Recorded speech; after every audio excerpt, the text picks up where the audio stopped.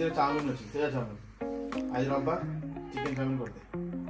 ରାତିର କେତେ 8:30 ହେଲାଣି ମୁଁ ଯାଇ ଚାଉମିନ ଚିକେନ ନେଇ ଆସିବି ଚିକେନ ତ ଆଣିବି ଏବେ ଯାଇକି ବଜାର ନେଇକି ଆସିବି ଚିକେନ ଚାଉମିନ ମୁଁ ରେଡି କରିଛି ସବୁ ଭେଜିଟେବଲ୍ସ କାଟିକି ପୂଜା ନେଇକି ଆସିବି କାଟ ଦେ ଆମେ ଏଇ ଦେख पूरा चिकेन काटिकी ताको କହିଦେଲି କିମା ପିସ୍ କାଟିବା ପାଇଁ ଚାଉମିନ ପାଇଁ ଆଉ ଧୋଇ ଦେଇଛି बाकी सब वेजिटेबल्स आउ मसला सब रेडी कर वेजिटेबल्स सब रेडी कर देछि वेजिटेबल्स सब रेडी करछि एटा होछि गाजर रेडी करछि जहा कि हमको कम माने नूडल्स रो बेसी वेजिटेबल्स यूज करमी एठी देछि गुट्टे पूरा बड़ गाजरटे एठी धनिया संडा जेटा स्प्रिंग अनियन सेटा देछि एठी गुट्टे बड़ प्याज नेछि एठी शिमला मिर्ची गुट अधा नेछि अदा काटिक नेछि आ चॉप करके एठी रसुन चॉप एठी लंका चॉप आ एठी गुटे बंधा कोबी एटा को गुटे फाळारू टिके कम नेछि कारण अधिक छोटा बंधा कोबी बस अधिक वेजिटेबल देछि जाकि तुम माने को ए सब दबा को बिल्कुल मोर इच्छा नय ए सब अरे रविवार टिके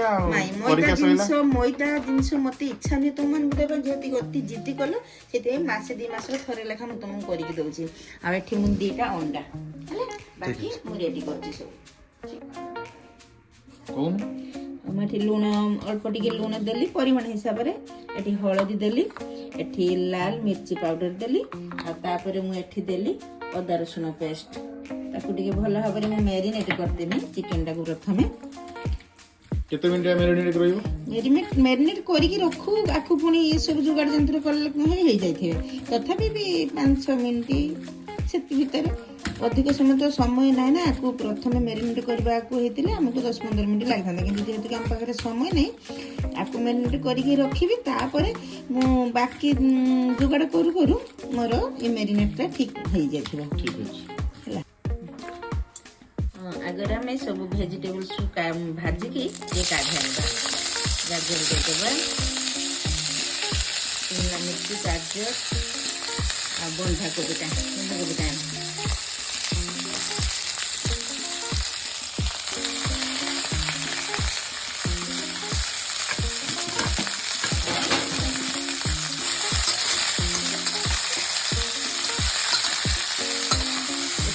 ଟିକେ ଲୁଣ ପକେଇଦେବା ପରିବାଟା ଟିକେ ନରମ ହେଇଯିବ ଅଳ୍ପ ସମୟ ପାଇଁ ଭାଜିବା ବେଶୀ ସମୟ ପାଇଁ ଭାଜିବାନି କାହିଁକିନା ଏ ପଛରେ ପୁଣି ଭଜାଯିବ ପ୍ରଥମେ ପରିବାଟାକୁ ଅଳ୍ପ ଟିକେ ଭାଜି ନେଲେ ତାର ଯେଉଁ କଞ୍ଚାଳିଆ ସ୍ମେଲଟା ଆଉ ରହିବନି ଏମିତି ମୁଁ ପରିବାଟାକୁ ଭାଜିକି କାଢ଼ି ଆଣିନି କେତେ ସୁନ୍ଦର ତାର କଲରଟା ଦେଖାହେଲା ବଢ଼ିଆ ରକମ କଲରଟା ତାର ଦେଖାହେଲା तापर सेई सेम कढ़ारे मो तेल टिके दे देली तेल टिके परिमाण अधिक देछि कारण एठी मते चिकन सु भाजीबा को पड़िबो तापर ए चिकन जो मैरिनेट करके रखी दिला मो को आकि तो भाजीबा को दे देली तो रेस्टोरेंट स्टाइल बने दिंदी मुझे खाए की इच्छा हो काली जाउतर बने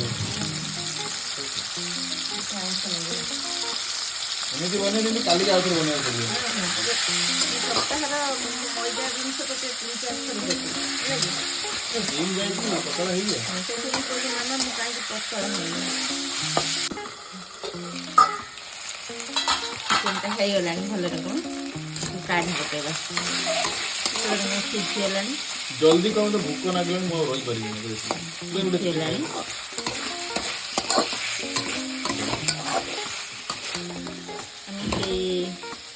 कोबी जो भाजी रखी से थाली के काढ़ी पकेबी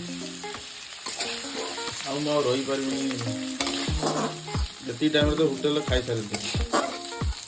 तू कौन होटल काम कर जे होटल काम कर कौन सही होटल खाए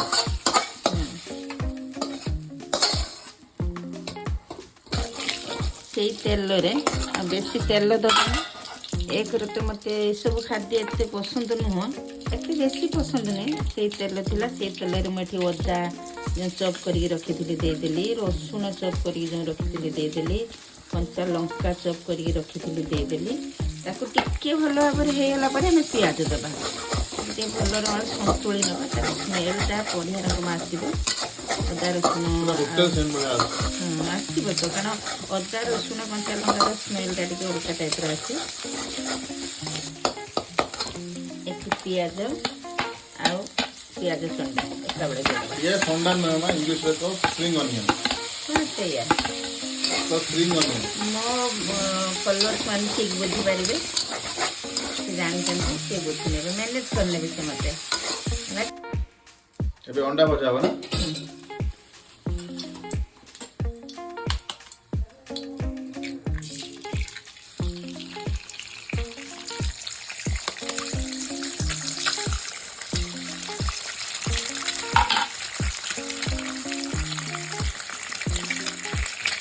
अंडा एत्ते गोटे कर देलो ना मामा के हाथ में जादू है। ଏବେ ଚାଉମିନ ପକା ହବ।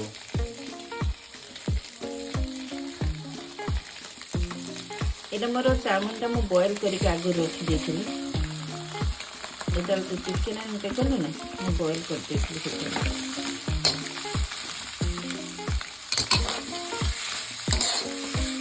ବେଶୀ ଭାଙ୍ଗିବାନି, এটা ଅଲରେଡି ମୁଁ ଭାଙ୍ଗି ଦେଇଥିଲି କାରଣ ମୋତେ ଟିକେ ସେ ବଡ଼ ବଡ଼ ଚାଉମିନଟା ଟିକେ ପସନ୍ଦ ନୁହେଁ ଖାଇବା ପାଇଁ। এটা ଟିକେ ବଡ଼ କଢ଼ା ହେଇଥିଲେ ଭଲ ହେଇଥାନ୍ତା, ଆଉ ସେଥିପାଇଁ ଛୋଟ କଢ଼ାଟା ନା ମୁଁ ଯେହେତୁ ଟିକେ ଭେଜିଟେବଲ୍ସ ଟିକେ ଅଧିକା ଦେଇଦେଲି ସେଥିପାଇଁ ଟିକେ ଅଧିକା ହେଇଗଲା। ଟିକେ ଲୁଣ ପକେଇଦେବା, ଅଳ୍ପ ଟିକେ ଲୁଣ ପକେଇଦେଲା ଆଉ ଟିକେ ଲୁଣ ନୁହଁ ସଲ୍ଟ କର। ଓକେ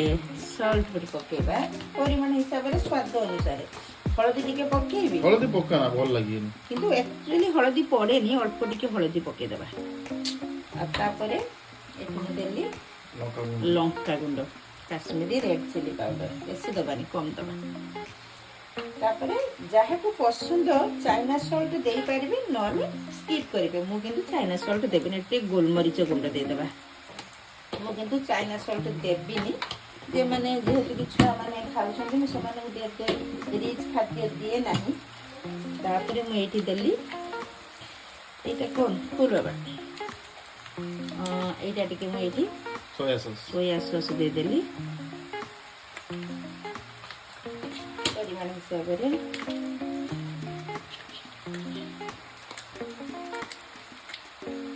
ଏଇଟା ହେଲା ଆମର ଚିଲି ସସ୍, ଗୋଟେ ଚାମଚ ଦେଇଦେଇଛି। ତାପରେ ଏଇଟା ଆସିଲା ଆମର କେଚପ୍। केचप नो टमाटो सॉस, केचप गोटे कंपनी ना fresh tomato Kissan fresh tomato ketchup sauce এটা ମୁଁ ଦେଇଦେଲି। ଯେହେତୁ କି ଏଗୁଡ଼ାକ ସବୁ ପାଉଚ୍ ଆଣିଛି ଏଇଥିପାଇଁ କି ଆକୁ ଏତେ ଆମେ ଘରେ ୟୁଜ୍ କରୁନାହୁଁ, ସେଇଥିପାଇଁ ଆକୁ କେବଳ ଅଳ୍ପ ଅଳ୍ପ ଆଣିକି ଆମେ ୟୁଜ୍ କରୁ।